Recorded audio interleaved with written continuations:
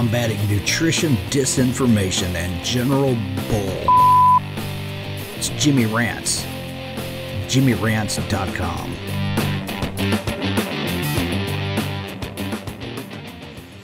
What's up, you guys? Welcome back to another Instagram Live, and we've got another Jimmy Rants episode for you. And I have been traveling today, so I am happy to be back home doing a Jimmy Rants for you today. And if you're brand new to the show of Jimmy Rants, go to JimmyRants.com. And once you're there, you can see all the YouTube videos of the past rants that we've done. I also do this live for my Instagram followers. So if you're watching live, you're down there right now. And you can watch me at Livin' Low Carb Man on Instagram. You can also watch the replay for 24 hours on Instagram if you follow me. And then they're housed permanently on my YouTube channel. Again, go to JimmyRants.com and you can see past episodes along with the brand new Jimmy Rants podcast. We're going to be debuting that very soon. Really excited about that. So, today's Jimmy Rants topic is one that a lot of people ask about, and I've had this in the hopper for a little while. I've been saving it just because I wanted to rant about other things. Today's not so much a rant as much as it is an education. So I want to educate you on what blood testing is most relevant on keto. So you might go to your doctor and they might run a series of tests. You go for your annual physical, you go for routine checkup, whatever it is that they run blood tests. And your doctor tends to run kind of standard panels. Generally, they will run what's called a CIMT, complete metabolic panel, and a CBC, a complete blood count. And those two tests are pretty decent at showing you things. What's interesting, though, is a lot of medical doctors, they run those tests, and then they never do anything with it. They never educate you on what some of the numbers mean, especially if they come back like high or low. You'll see out of range. Sometimes the high will be in red and it'll say high. The low will be in blue, and so they kind of try to freak you out about it. And if you try to ask your doctor about it, oh, don't worry about it. And sometimes it is relevant, and sometimes it's not relevant. Your cholesterol panel, when your doctor typically runs it, your cholesterol panel is one of those that that might show high, that may not mean anything at all. So I wanted to go over a few of the panels that do matter, that you need to make sure if you're eating keto, which if you're brand new to keto and you're watching this on YouTube and you're like, what in the world's a keto? A low carb, moderate protein, high fat diet.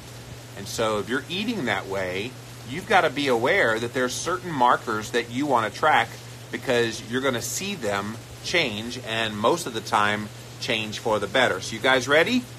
All right, so the first one is on your standard lipid panel. So this is the panel that your doctor can run for your cholesterol. And if your doctor can run your cholesterol, he's running a series of things on your panel. One of those things is something you probably never hear him talk about.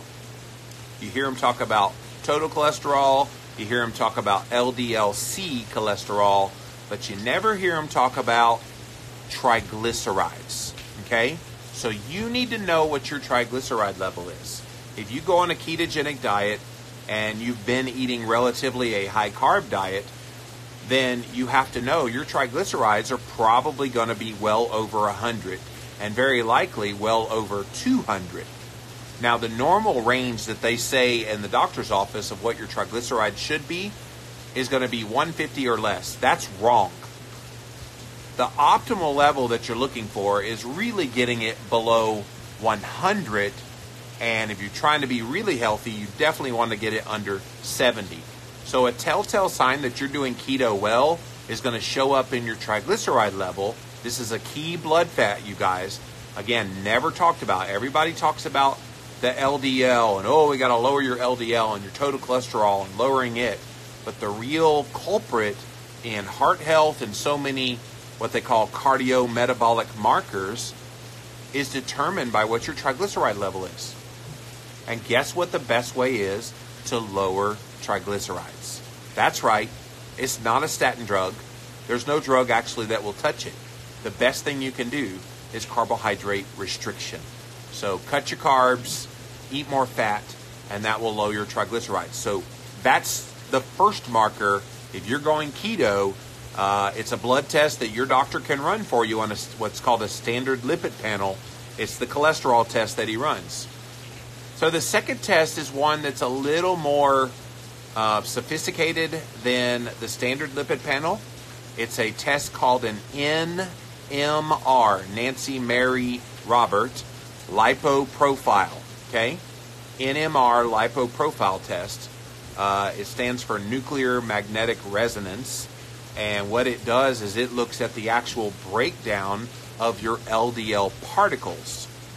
So a lot of people think LDL is one number and it's whatever it is on that standard lipid panel, and they think that's what your LDL is. Your actual LDL is a breakdown of particles. And so the NMR lipoprofile test actually breaks down the particles. It shows you your particle number, which is listed on the NMR results as LDLP. And then they also have this thing called small dense LDL, and that's the one I want you to pay attention to on this NMR lipoprofile test. So their range for the LDLP is under 1,000. Really, LDLP, we're not real worried about what the total number of particles are. What we're highly concerned about is what the small dense LDL particles are doing. So you talk about and hear people talk about how bad LDL is. This is the bad one. Not all LDL is bad, but this is the really, really bad one. Because what you've got is BB-sized LDL particles that are penetrating the arterial wall, and they get in behind there and they cause inflammation and they cause atherosclerotic plaque to build up because cholesterol goes there to try to heal the inflammation. Well, if all these small dense LDL particles keep going behind the arterial wall, guess what happens? You get more and more heart disease developing. Before long, you have a clogged artery, and it wasn't the cholesterol that did that. It was the small dense LDL particles. And here's a trick. I just told you about triglycerides. You're trying to get those below 100. If triglycerides are really, really, really high, guess what? You're also going to have really, really high small dense LDL particles. And conversely, if you go keto and you drop your triglyceride levels down below 100, optimally under 70, then your small dense LDL particles will drop below 500. Optimally, you want them under 200, but below 500 is a good goal. And so when you do that, you're going to have good heart health, no matter what your LDLP is doing. All right, so that's kind of the cholesterol panel. You might throw in HDL cholesterol in there as well, but it kind of tracks with your triglycerides. If your triglycerides are below 70, generally your HDL is going to be above 50. So HDL cholesterol is one of those that, again, mainstream medicine says get it above 30. 30 is anemic for an HDL cholesterol. You actually want it to be above 50 and optimally above 70. The best way to raise your HDL, there's no drug that will do it. They try, but there's no drug that will do it. The best way to raise your HDL is to eat more fat, and especially saturated fats, because that's what the raw material for your HDL cholesterol is. And it's that ratio between the triglycerides and the HDL that give you the most benefit. So if you're just joining us, we are talking about blood testing when you go keto and which ones are most relevant. So if you're not testing various markers, how do you know how you're doing on your ketogenic diet? Another one that's really, really, really important is fasting insulin. So you can't test this at home right now, unfortunately. So until that happens, which is several years away, you have to go see a doctor or LabCorp or something. I use this website online called privatemdlabs.com. There's another one called anylabtestnow.com, and you can run really any of these numbers I'm talking about here today through those labs.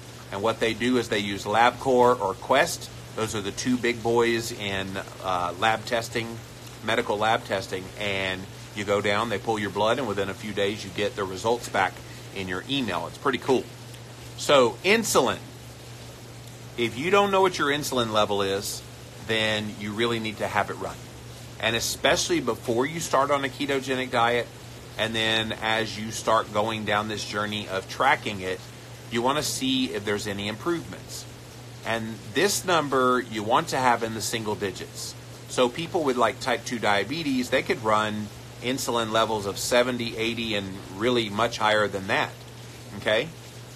People that are generally healthy and keep their carbohydrates under control, they typically see levels of insulin, fasting insulin, going below 10.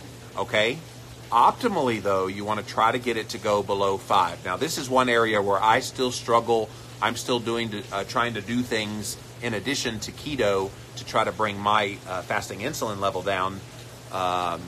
Various biohacks, which we'll talk about on future rants. But for the purposes of today, fasting insulin is a big one that you want to know about. Okay? So going along with that, there is this blood test that will measure the average of your blood sugar levels for the past 3 months. It's called an HbA1c. It's generally known as like the A1C test. HD stands for hemoglobin, A1C, and so it's a blood test. And what it does is it tracks what your blood sugar has been for the past 3 months. So you want that number to be definitely below 5.5 and optimally below 5.0. If you're at 5.5, you're really kind of in the zone of, okay, you got to dial it in. You're eating way too many carbs. You're not eating enough fat. Maybe you're overdoing it a bit on the protein. It's going to show up on that HbA1c test. And so don't do that. You definitely want to make sure, or I said HG, it's HB as in boy, A1C. My last one came in at 4.9, which is really, really good. And you can see that with a 4.9 A1C, that shows good glycemic control, and yet I still have fasting insulin right around 13 or 14. So there's a lot of moving parts to this. Don't ever look at any one marker of what I'm talking about here. Well, that's good, so all my health is good. You really need to kind of test all of them to track how you're doing. Another one that you can do, and this is a lot more advanced as well, speaking of glucose tolerance, is go and ask your doctor for a 5-hour GTT with insulin. So what the heck is that? So a GTT is called glucose tolerance test. Okay? So what you do is they have you drink this serum. They test your blood sugar and your insulin. Then they have you drink this serum that's made up of glucose. So obviously you're going to have a reaction to the glucose, and they want to see how out of whack it is. Now, if you have a normal reaction where it goes up an obligate amount, 30, 40 points, and comes back down at the end of a couple of hours, that's a great response. Most people do not respond that way. Most people have insulin resistance, and if you have insulin resistance or you think you might have it, run that test, and that will show you. So what they do is at intervals at usually 30 minutes, 60 minutes, 2 hours, 3 hours, 4 hours, 5 hours, they run your blood sugar and your blood insulin levels. So you have to get a 5-hour GTT with insulin, and it shows you basically the curve of how you respond to that big bolus of glucose. So why is this important? Obviously, if you're eating a ketogenic diet, you should not have glucose for the most part in your diet. But do you have abnormality in handling the glucose?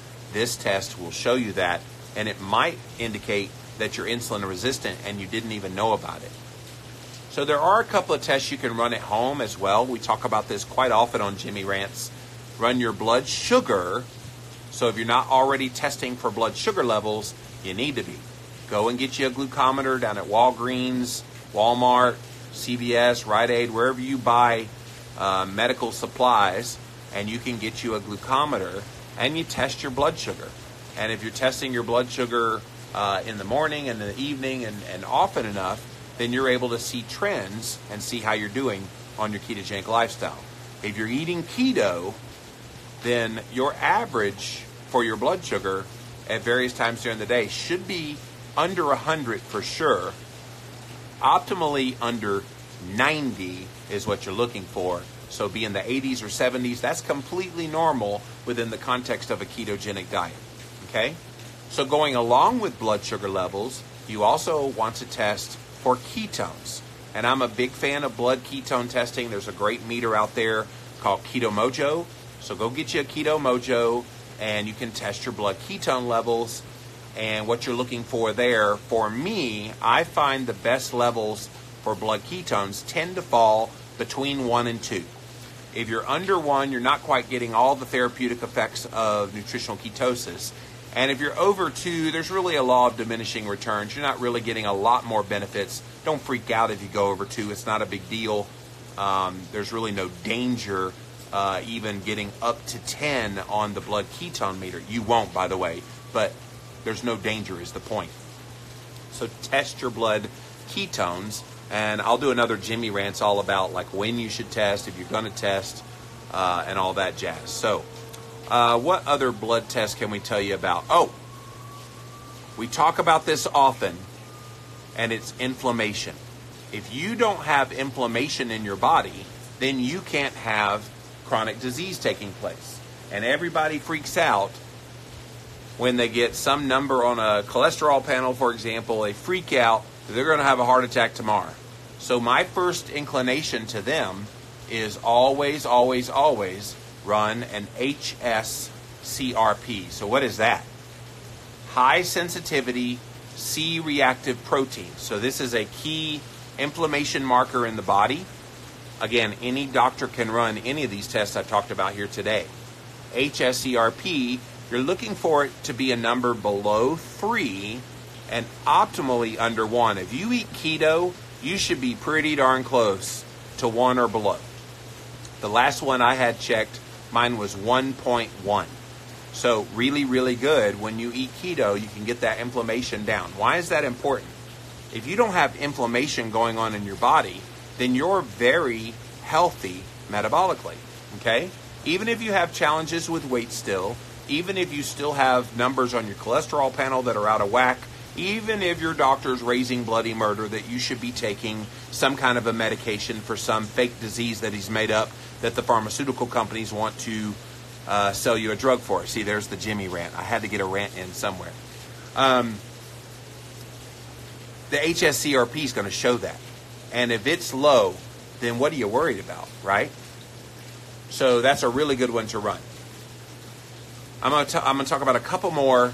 If you have heart health concerns and your doctor is pushing on you a statin medication, listen carefully, guys. If you have high cholesterol and your doctor is pushing a statin, run that NMR like I talked about earlier. But there's 2 tests that you can have run. They're not blood tests, but they're tests that will show that you are not in a disease state with your heart health on keto. So one is called a CT heart scan. So it's actually called a heart calcium score. Okay? So you can't run it in your doctor's office, and you can't run it without a doctor's prescription. But the doctor can write you a prescription to go to the lab. Here in Spartanburg, South Carolina, we go down to this lab. It's right at about $100 to run this. And what they do is do a CT scan of your entire chest cavity, and it shows if there is any buildup of what's called atherosclerotic calcified plaque. Okay? So if they run that score and it comes back a big fat 0 or really anything in below 50, you're okay. Obviously 0 is the goal, and that's what you would hope would happen. But obviously most people come to keto in an already diseased state. And so perhaps the disease has already started before you went keto. What keto does is it slows the progression of the disease, and it might, with other modalities, reverse the progression and actually reverse the disease. So CT heart scan, you're looking for a heart calcium score. Ask for that by name. Be careful when you ask about it that you don't get the one with contrast. So this is where they shoot you up with dye, and they have a lot stronger CT scan. You're going to get exposed to a lot of radiation if you do that. Don't get the one with the dye. Get the one without the dye. And the way you'll know the difference is ask how much it is. If the CT scan is under $300, you're probably got the right one. Like I said, it's $99 here in South Carolina. I've heard them as high as $300 elsewhere. If you get the one with the dye, you're looking at $600, $700, $800. So that will be the telltale sign that you got the right one. So then the last test that you can run if you're worried about your heart health on keto is a CIMT. So right here you've got carotid arteries, right, on both sides of your neck. So CIMT, carotid intima media thickness is what that stands for, CIMT. And it's actually an ultrasound. So those of you ladies who have been pregnant and they put that little jelly on your stomach to look at the baby, that's exactly what they do right there. So what they're looking for is the thickness of your carotid intima, okay? And so when you go keto, that should reduce, just as the CT heart scan shows that you should not have calcified plaque. So those are some basic blood testing that you can have run that are relevant on keto. There's a whole lot more blood tests that you can run, but I didn't want to overwhelm everybody today with too many. But hopefully that gives you some stuff to think about for testing how you're doing on your ketogenic lifestyle. All right, let's see what you guys have to say about this. Welcome in, welcome in. Hey, Kat, how are you? Hello, hello, hello, Ashton. Welcome in, welcome in. Ashton says, my triglycerides are 79. Yeah, when I had mine recently tested, it was like 71. So that's pretty good. Great job. That's a telltale sign. If any of you medical practitioners have a patient come in and their triglycerides are over 100, you know if they're trying to eat a ketogenic diet that they cheated. You know they're not doing it right. They need to carbohydrate restrict even more, and maybe they think they were, but that will find you out every single time. Hey, George, welcome in. Hey, Robbie, thanks for being here. Hello, Olga. Hello, Leah. So if you're just joining us, you guys, we're talking about blood testing and what's relevant on keto. And see, this is stuff you're not hearing from a lot of medical doctors, even medical doctors within our community. They're not articulating to you guys how you're doing and what markers you should be running. Now, a lot of them are individually to their patients, but in the grand scheme of things of people trying to understand what's going on in their body, even if like weight loss isn't happening, you kind of want to know, are you doing better? Are you getting healthier? Hey, Kimberly and Michael. You want to know if you're getting better. So if you're not getting better, it's going to show up in these blood tests. And if you're not getting optimal results on your keto, maybe it's because you're seeing in these blood test results that you might not be doing keto well. So there you go. Wish I hadn't missed so much IG. Are you missing IG, Olga? All right, so any questions, you guys, about blood testing, what's relevant on keto? Maybe you have thoughts about blood tests I did not talk about. Amy says that her triglycerides are 38. Amy, you're a rock star, my dear. 38 is unbelievable. And I would predict, with your triglycerides being that low, that your HDL cholesterol is very high, like well above 70. Okay? So if your triglycerides are 38, that is so incredibly good low that it indicates you are a very good carbohydrate restrictor. Congratulations, you're doing a good job.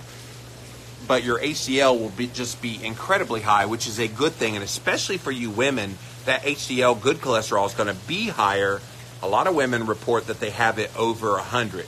Yeah, over 86. There it is. There it is. It's over 70.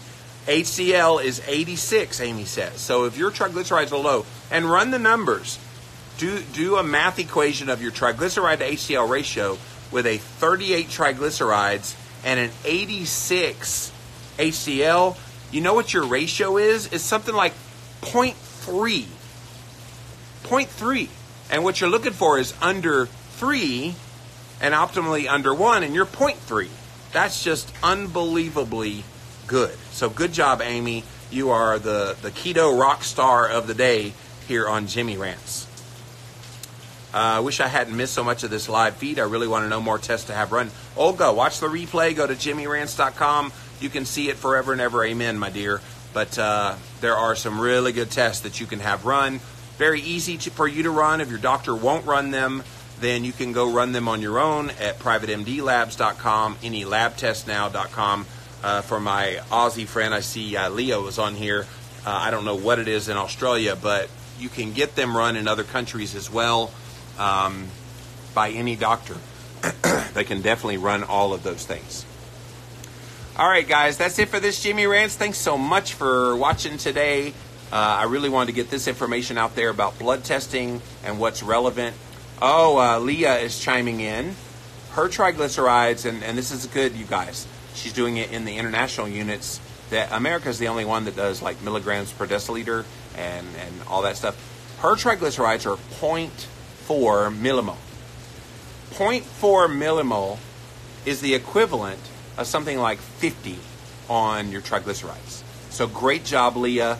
You are rocking it, my dear. I would probably predict that your HDL cholesterol is close to probably 2 millimole, somewhere around there. So good job. Really, really proud of you. You can tell who the people who are doing this seriously and who have carbohydrate restricted, eating more fat. It shows up in the blood work. So if anybody questions how you're doing in your keto because you quote haven't lost weight, show them your numbers. And Leah just posted 1.96. I was so close, Leah. I said 2. And a 2 on the HDL is something like 80 on in American terms. So good job. And so yours is somewhere around 0.5 triglyceride to HDL ratio. Good guess. Yeah, I've been doing this a very long time and been looking at cholesterol markers especially. So yeah, I'm not a soothsayer, but I certainly have educated myself all about the lipids. All right, guys, that's it for this episode of Jimmy Rants. Go to jimmyrants.com, and while you're there, you can watch all the videos of my past rants. Watch me live. Go to @LivinLowCarbMan on Instagram. You can watch me live. I generally do these in the morning and afternoon. I missed this morning because I was traveling, but we were here. I wanted to get this one in here today. And then you can watch the replay for up to 24 hours on Instagram. And coming soon, we're going to have a brand new podcast. Yes, Jimmy Moore has a new podcast, and he needs a new podcast like a hole in the head. And it's called Jimmy Rants. That will be little snippets of these rants that I do here on Instagram. But thanks for watching, you guys. We'll see you guys again real soon. Bye.